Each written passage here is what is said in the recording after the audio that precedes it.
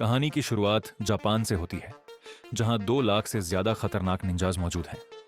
देखने में ये लोग बिल्कुल आम इंसानों जैसे लगते हैं, लेकिन असल में इनकी जिंदगी बेहद खतरनाक होती है। इन्हीं निंजाज में से एक है सुजुकी। वह एक लो रैंक निंजा है जो आम लोगों के बीच एक मैगजीन एडिटर बनकर रहती है। एक दिन अचानक सुजुकी को एक मैसेज मिलता है।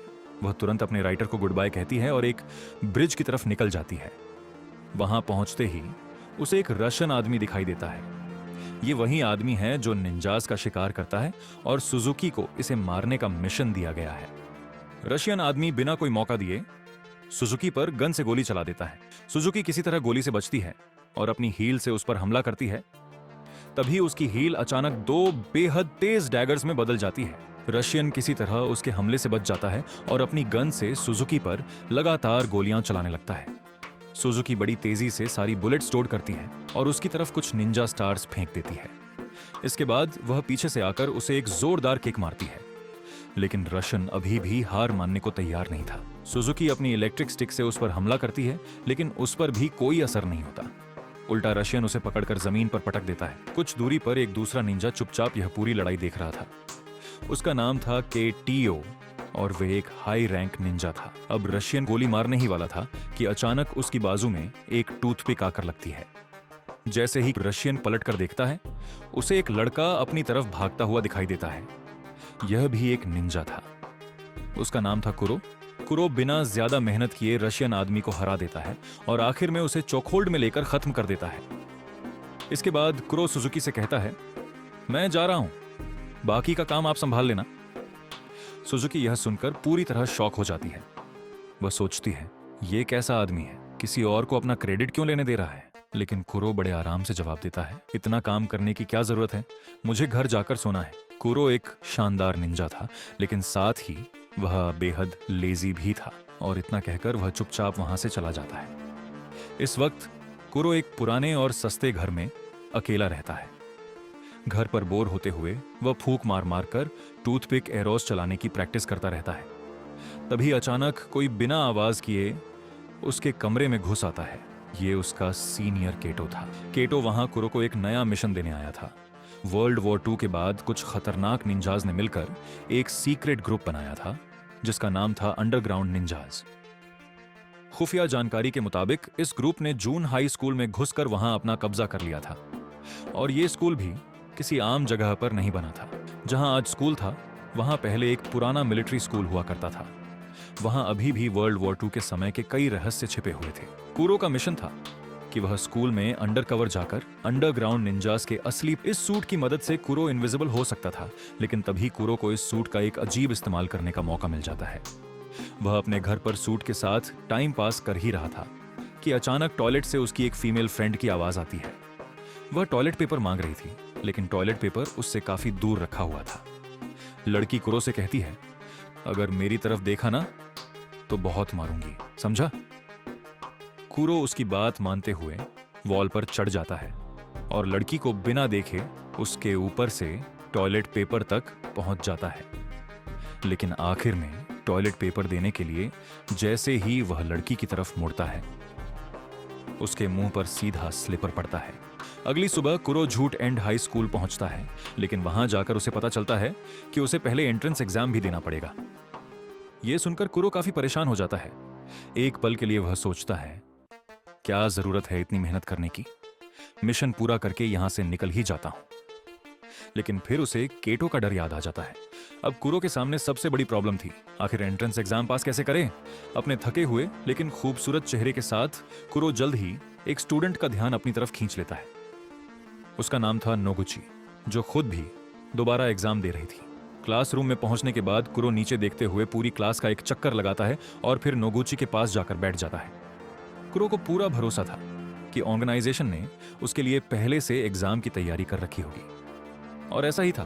फ्लोर पर अलग अलग रंगों के राइस ग्रेन्स की मदद से आंसर की बनाई गई थी। जैसे ही कुरो उन आंसर्स को देखकर लिखना शुरू करता है, नोगुची अचानक जोर से चिल्ला पड़ती है। उसे लगता है कि फ्लोर पर पड़े ये राइस ग्रेन्स किसी तरह के कीड़े हैं। टीचर कहता है, अगर तुम्हें प्रॉब्लम है तो इन्हें साफ कर दो। कुरो समझ जाता है कि अब कुछ तो करना पड़ेगा। वह अपनी इरेजर नीचे गिरा देता है।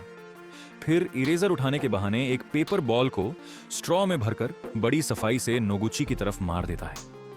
नोगुची तुरंत चिल्लाने लगती है, अभी किसी ने मुझे टच किया। वह टीचर पर ही शक करने लगती है और उसे एक क्रीपी बूढ़ा तक कह देती है, लेकिन टीचर भी पलटकर कहता है, बेटा देखो मेरे हाथ इतने लंबे भी नहीं हैं। इधर दोनों की बहस चल रही होती है और उधर कुरो जल्दी जल्दी आंसर्स भरने में लगा होता है। लेकिन इससे पहले कि वह मैथ्स का पेपर पूरा कर पाता, टीचर नोगुची को संभालने के लिए उसकी तरफ बढ़ जाता है। इसी दौरान टीचर का पैर उन राइस ग्रेन्स पर पड़ जाता है और पूरी आंसर की खराब हो जाती है। अब कुरो के पास कोई रास्ता नहीं था, इसलिए उसने अपनी एक्टिंग स्किल्स का इस्तेमाल किया। वह वहीं बैठे बैठे सुसु कर देता है और फिर रोना शुरू कर देता है।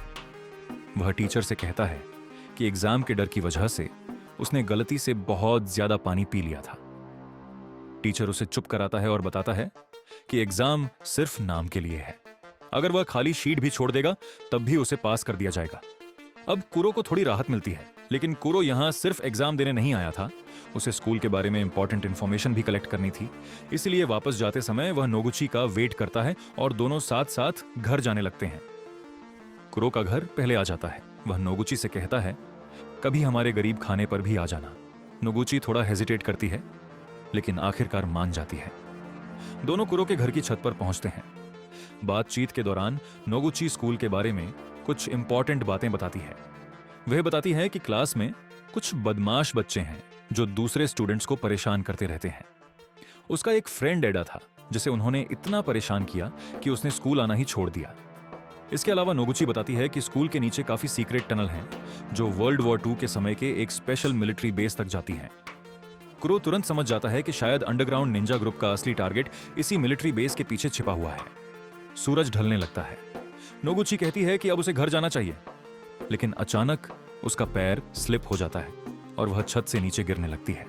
कुरो बिना एक सेकंड वेस्ट किए छलांग लगाता है और उसे हवा में ही पकड़ लेता है। दोनों नीचे गिरते हैं, लेकिन कुरो के सूट का सेफ्टी फीचर एक्टिवेट हो जाता है और वह सूट एक कुशन में बदल जाता है।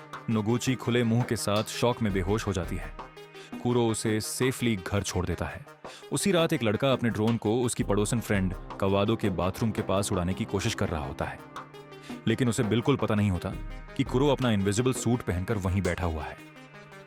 कुरो अपनी स्पेशल इलेक्ट्रिक स्टिक से उस लड़के को बिजली का जोरदार झटका दे देता है और तब पता चलता है कि वह लड़का कोई और नहीं बल्कि नोगुची का फ्रेंड एडा है। कुरो उसे कवादो से माफी मांगने के लिए कहता है और अगले दिन उसे अपने साथ स्कूल ले जाता है। वह एडा से कहता है, डर मत, मैं तुझे बचाऊंगा, लेकिन रोज के 500 लगेंगे। स्कूल पहुंचते ही वही बदमाश लड़के फिर से एडा को परेशान करना शुरू कर देते हैं, लेकिन इस बार शायद उन्होंने गलत दिन चुन लिया था, क्योंकि आज स्कूल में कुरो भी मौजूद था। कुरो अपने पैर से ईडा का पैर पकड़ता है और जोरदार तरीके से ईडा से ही दूसरे लड़के पर हमला करवा देता है। वह लड़का दर्द से उछलने लगता है। ईडा को समझ ही नहीं आता कि आखिर हुआ क्या, और कुरो वह चुपचाप पीछे वाली लाइन में जाकर बैठ जाता है। उसके पास बुक भी नहीं थी, इसलिए उसके पास बैठी लड़की साटो उसे अपनी बुक दे देती है। ये देखकर नोगुची कुरो को सतो के साथ देखकर जलस होने लगती है। तभी कुरो के चेहरे पर एक रेड लाइट पड़ती है। ये कोई नॉर्मल लाइट नहीं थी, ये निंजास का सीक्रेट सिग्नल था जिससे वे एक दूसरे से कम्युनिकेट करते थे। सिग्नल मिलते ही कुरो उठता है और क्लासरूम से बाहर चला जाता है। स्कूल की रूफटॉप पर शियोन नाम का एक लड़का उसका इंतजार कर रहा था। शियोन एक हाई रैंक निंजा था। वह उसी दिन वहां मौजूद था जिस दिन कुरो ने उस रशियन आदमी को खत्म किया था। कुरो की तरह शायोन भी स्कूल में अंडरकवर निंजा बनकर रह रहा था। उसका मिशन था पता लगाना कि अंडरग्राउंड निंजा ग्रुप में कौन कौन शामिल है। इन दोनों के अलावा एक और निंजा स्कूल में डिस्गाइज होकर रह रहा था। वह इस समय स्कूल का डिसिप्लिन डायरेक्टर था। डायरेक्टर कुरो को क्लास के बाद बॉयलर रूम में मिलने के लिए कहता है और फिर वहां से गायब हो जाता है। तभी कुरो देखता है कि ईडा फिर से मुसीबत में फंस गया है। कुरो अपने अपर बॉडी को इनविजिबल करता है और फेस पर एक बॉक्स पहनकर वहां पहुंच जाता है। उन बदमाशों में से एक कुरो को पहचानने के लिए उसे किक मारता है, लेकिन उल्टा वही लड़का नीचे गिर जाता है। कुरो पहले उसकी अच्छी खासी धुनाई करता है, फिर ईडा के पीछे खड़े होकर उसके हाथ पकड़ लेता है और ईडा के हाथ से ही दूसरे लड़के को एक जोरदार पंच लगवा देता है। इस तरह स्कूल में हीरो कुरो नहीं बल्कि एडा बन जाता है। इसके बाद कुरो बॉयलर रूम में डायरेक्टर से मिलने पहुंचता है, लेकिन डायरेक्टर अचानक अपनी सोर्ड निकालता है और कुरो पर हमला कर देता है। दोनों एक दूसरे को अंडरग्राउंड निंजा ग्रुप का मेंबर समझ रहे थे। कुरो डायरेक्टर के हर अटैक का जबरदस्त जवाब देता है। जब कुरो को पता चलता है कि डायरेक्टर अंडरग्राउंड निंजा ग्रुप से जुड़ा हुआ नहीं है तो वह उससे कहता है, पीछे हट जाइए, हमारी सैटेलाइट ने आपको टारगेट कर रखा है। अगर मैं चाहूं तो 1 सेकंड में आपको खत्म कर सकता हूं। लेकिन डायरेक्टर को कुरो की बात पर भरोसा नहीं होता। उसे लगता है कि कुरो जैसे लो क्लास निंजा के पास सैटेलाइट का एक्सेस हो ही नहीं सकता। लेकिन तभी आसमान से सैटेलाइट लेजर अटैक करता है और डायरेक्टर की सोड को बीच से काट देता है। अब डायरेक्टर समझ जाता है कि कुरो से पंगा लेना सही नहीं है। कुरो वहां से बाहर निकल जाता है, लेकिन बाहर आते ही वह देखता है कि उसकी क्लास की सबसे फेमस लड़की मित्सुकी उसका इंतजार कर रही है। मित्सुकी कुरो को देखकर एक अजीब सी स्माइल करती है और बिना कुछ बोले वहां से चली जाती है। उसी समय पास के एक स्टोर में एक कस्टमर के बाहर निकलने के बाद ऑटोमेटिक सेंसर डोर अपने आप खुलता है और फिर बंद हो जाता है। ऐसा लगता है जैसे कोई इनविजिबल इंसान स्टोर के अंदर गया हो। कुछ ही देर बाद स्टोर का सामान अपने आप गिरने लगता है। स्टोर में मौजूद वुमन फाइट करने की कोशिश करती है। वह भी एक निंजा थी, लेकिन इनविजिबल अटैकर उसे भी खत्म कर देता है। सुजुकी को एक मैसेज मिलता है कि किसी ने उसकी मेंटर, जो खुद एक निंजा थी, का मर्डर कर दिया है और तभी सुजुकी पर भी हमला हो जाता है। सुजुकी समझ जाती है कि ये जरूर अंडरग्राउंड निंजा ग्रुप का आदमी है, क्योंकि उनके पास ही ऐसा स्पेशल सूट है जो एक इंसान को पूरी तरह इनविजिबल कर सकता है, जबकि नॉर्मल निंजा सूट सिर्फ इंसान के अपर बॉडी को इनविजिबल करता है। उधर सातो स्कूल से घर जा रही होती है, तभी वही इनविजिबल आदमी उसे पकड़ लेता है। सुजुकी उसे वार्निंग देती है कि किसी आम इंसान को नुकसान मत पहुंचाना, लेकिन वह आदमी सुजुकी से कहता है, तुम्हारी मौत यहां नहीं लिखी, कोडाम हाई स्कूल में लिखी है। उधर नोगुची अपने रूम में बैठकर कुरो के बारे में सोच रही होती है। पिछले कुछ दिनों से कुरो उसके दिमाग से निकल ही नहीं रहा था। वह कुरो के साथ एक खुशहाल जिंदगी के सपने देखने लगती है और तभी हम देखते हैं कि कुरो आधी रात को उसके बेड के पास चुपचाप बैठा हुआ है। कुरो नोगुची को बताता है कि स्टोर में काम करने वाली एक निंजा को मार दिया गया है। उसे डर है कि अंडरग्राउंड निंजा ग्रुप अब स्कूल पर हमला करने वाला है और स्कूल में बहुत बड़ी लड़ाई होने वाली है। कुरो नोगुची से कहता है, तुम कुछ दिनों के लिए स्कूल मत आना, ठीक है? और फिर बिना कुछ कहे वह विंडो से बाहर जंप करके गायब हो जाता है। इसके बाद हमें एक आदमी जान बचाकर भागता हुआ दिखाई देता है। ऐसा लगता है जैसे कोई उसकी जान के पीछे पड़ा हो। अचानक एक निंजा स्टार उसका पीछा करते हुए आता है और सीधा उसकी टांग में जा घुसता है। वह आदमी जमीन पर गिर जाता है। उसका नाम था सरुता। सरुता पहले कुरो की टीम यानी NIN का निंजा था, लेकिन अब वह उस ग्रुप को छोड़ चुका था। उसका पीछा कर रहा इनविजिबल आदमी उससे पूछता है, क्या तुम अंडरग्राउंड निंजास के साथ ज्वाइन करना चाहोगे? सरुता तुरंत हाँ कर देता है। वह कहता है, लोगों को मारने में तो मुझे बहुत मजा आता है, बताओ टारगेट कौन है? और तभी सबसे बड़ा रहस्य सामने आता है। अब तक जो इनविजिबल निंजा एक एक करके सभी निंजास को मार रहा था, वह कोई और नहीं बल्कि सरुता ही था। अगली सुबह एक स्टूडेंट स्कूल जा रहा होता है। सरुता एक ही अटैक में उसका सिर धड़ से अलग कर देता है और उसकी बॉडी अपने साथ ले जाता है।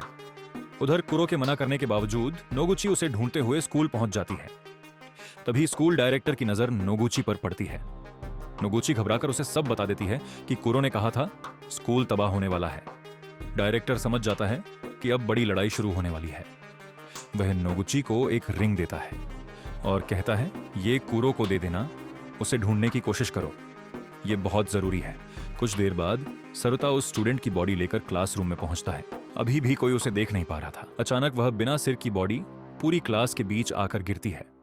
क्लासरूम में चीख पुकार मच जाती है। सरुता एक के बाद एक स्टूडेंट्स को मारना शुरू कर देता है। कुछ स्टूडेंट्स किसी तरह क्लासरूम से बाहर निकलने में कामयाब हो जाते हैं, लेकिन सरुता उनका पीछा करता रहता है। जल्द ही सुजुकी और शियोन को पता चल जाता है कि अंडरग्राउंड निंजास का एक आदमी स्कूल में आतंक मचा रहा है। सुजुकी अपनी आंखों के सामने ये पूरा खून खराबा देखती है। वह अपनी इलेक्ट्रिक स्टिक निकाल लेती है। तभी किलर अपना इनविजिबल सूट उतारता है और अपना मास्क भी हटा देता है। अब सुजुकी उसके चेहरे को साफ देख सकती थी। वह था सरुता। सरुता सुजुकी को देखते ही पुरानी बातें याद करता है।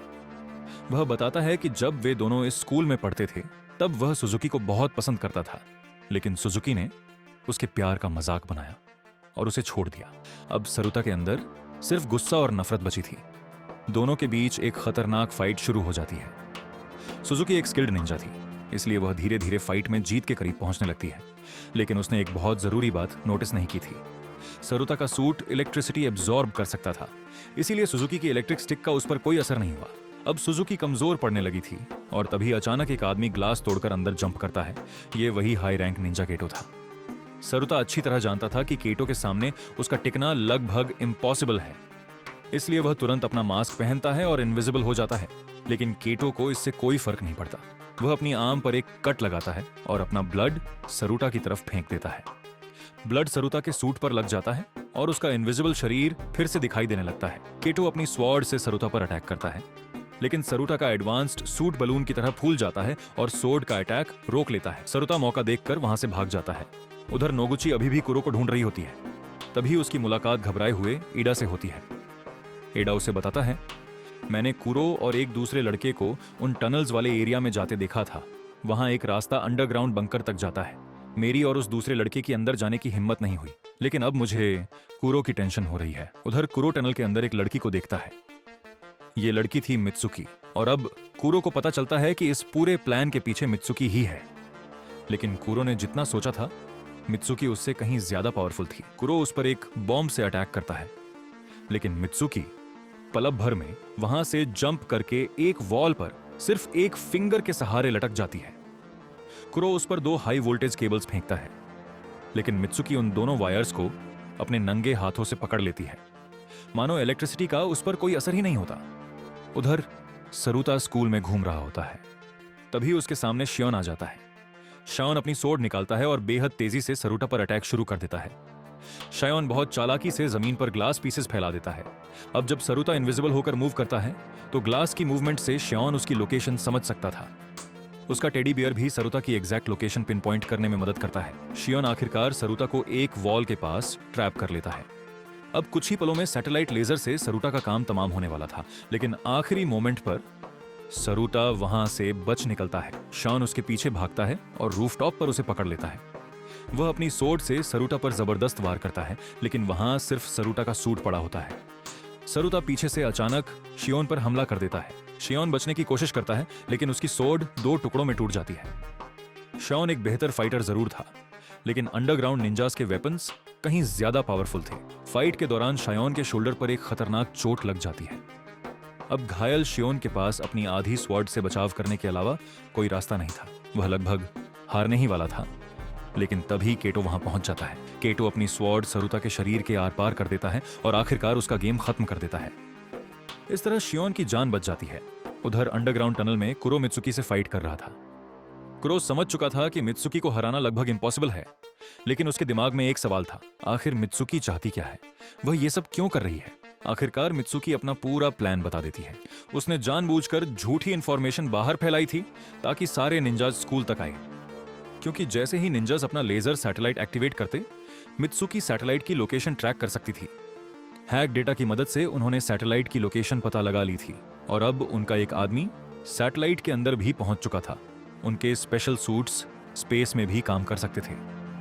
इधर मित्सुकी कुरो पर एक और खतरनाक अटैक करती है। मित्सुकी की ताकत के सामने कुरो लगातार सिर्फ अपना बचाव कर रहा था, लेकिन असल में कुरो अटैक नहीं कर रहा था। वह सिर्फ टाइम पास कर रहा था, इस उम्मीद में कि कहीं से उसके दोस्त आ जाएं और उसे बचा लें। और तभी वहां नोगुची एडा के साथ पहुंच जाती है। नोगुची कुरो को वह रिंग देती है जो डिसिप्लिन डायरेक्टर ने उसके लिए भेजी थी। कुरो जैसे ही रिंग पहनता है, उसका एंटीना एक्टिवेट हो जाता है। तभी एक ड्रोन स्वॉर्ड लेकर वहां पहुंचता है। कुरो स्वॉर्ड उठा लेता है। वह अपने पैर से मित्सुकी की तरफ धूल उड़ाता है और उसी मोमेंट का फायदा उठाकर अटैक कर देता है। दोनों एक बार फिर पूरी ताकत से लड़ना शुरू कर देते हैं, लेकिन कुरो समझ जाता है कि मित्सुकी पर सीधा अटैक करना बेवकूफी होगी। उसे पहले मित्सुकी को डिस्ट्रैक्ट करना होगा और फिर अचानक अटैक करना होगा। उसका इनविजिबल सूट भी किसी काम का नहीं था, क्योंकि सूट सिर्फ उसके अपर बॉडी को इनविजिबल करता था और मित्सुकी फिर भी उसकी लोकेशन समझ सकती थी। कुरो अपने दिमाग में कई बार सोचता है कि अगर वह अलग अलग तरीकों से अटैक करे तो क्या होगा, लेकिन हर बार एक ही रिजल्ट आता है, कुरो मर जाता है। आखिरकार कुरो को समझ आ जाता है कि वह इस तरह मित्सुकी को कभी नहीं हरा सकता। अब उसके पास सिर्फ एक तरीका था, अपनी जान की परवाह किए बिना फुल फोर्स अटैक करना। कुरो पूरी ताकत के साथ मित्सुकी की तरफ दौड़ता है। वह सीधे अटैक करता है। उसकी सोर्ड मित्सुकी के शरीर के आर पार निकल जाती है। वहीं मित्सुकी की सोर्ड भी कुरो को बुरी तरह घायल कर देती है। कुरो मित्सुकी को जोर से धक्का देता है और अपनी स्वॉर्ड बाहर खींच लेता है, मित्सुकी वहीं जमीन पर गिर जाती है, लेकिन कुरो भी अपनी पूरी लिमिट तक पहुंच चुका था। वह बुरी तरह घायल होकर लड़खड़ाता है और जमीन पर गिर जाता है। नोगुची तुरंत उसके पास पहुंचती है और उसे उठाती है। दोनों किसी तरह वहां से बाहर निकलने की कोशिश करते हैं, लेकिन दूसरी तरफ अंडरग्राउंड निंजा ग्रुप का एक आदमी सैटेलाइट के अंदर पहुंच चुका था। वह सैटेलाइट के सिस्टम में वायरस अपलोड कर देता है। कुछ ही समय में पूरा लेजर सिस्टम उनके कंट्रोल में आ जाता है। वह डायल घुमाता है और लेजर की पावर मैक्सिमम लेवल पर कर देता है। लेजर का टारगेट था स्कूल, और अगले ही पल पूरा स्कूल एक मैसिव लेजर ब्लास्ट में तबाह हो जाता है। इस धमाके से अंडरग्राउंड बंकर भी बुरी तरह हिलने लगता है। बंकर टूटना शुरू हो जाता है और एग्जिट अभी काफी दूर था। नोगुची और कुरो बाहर निकलने की कोशिश करते हैं, लेकिन कुरो बुरी तरह इंजर्ड था। कुरो को एहसास हो जाता है कि शायद वह यहां से जिंदा बाहर नहीं निकल पाएगा, इसलिए वह अपना इनविजिबल सूट उतारता है और उसे नोगुची के ऊपर डाल देता है। अब बंकर का पूरा मलबा उन दोनों के ऊपर गिरने लगता है। कुछ देर बाद नोगुची किसी तरह वहां से बाहर निकलने में कामयाब हो जाती है। उस स्पेशल सूट ने उसकी जान बचा ली थी, लेकिन कुरो दुनिया को बचाने के लिए अपनी जान सैक्रिफाइस कर चुका था। लेकिन फिल्म के आखिर में कहानी एक और बड़ा सवाल छोड़ देती है। हम कुरो के ट्विन ब्रदर जुरो को देखते हैं और सबसे बड़ा सवाल यह है, जुरो आखिर नोगुची से मिलने क्यों आया है? क्या कुरो सच में मर चुका है या फिर इस कहानी का असली ट्विस्ट अभी बाकी है? इसका जवाब शायद अगली वीडियो में मिलेगा। अगर आपको वीडियो पसंद आई हो तो लाइक कर देना और चैनल को सब्सक्राइब करना मत भूलना। मिलते हैं अगली वीडियो में।